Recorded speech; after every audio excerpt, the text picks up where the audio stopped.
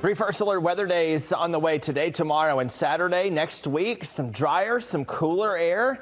Late August, sometimes that's hard to find in North Georgia. This morning, we're looking at another flood risk later today as storms will be heavy wherever they do form. And like yesterday, they're not going to affect everybody, but Metro Atlanta could be under the gun again. This is tomorrow's flood risk. Notice a little bit higher chance out in southeast Georgia. We could see that expanded closer to Metro Atlanta because we do see signs of active weather again tomorrow as well.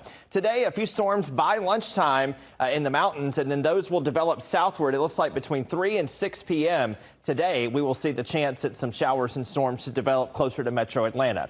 Overnight, most of us should be dry. Notice the showers and storms could continue in the Carolinas. Tomorrow, again, mostly dry to start, but we could see storms around lunchtime in Metro Atlanta, and that's going to help the high temperature not get nearly as hot tomorrow. And notice by tomorrow afternoon, everything may be setting up along and south of Interstate 20. That's something we'll be following for the Georgia mountains. You could catch a break in some of those storm chances for Friday afternoon.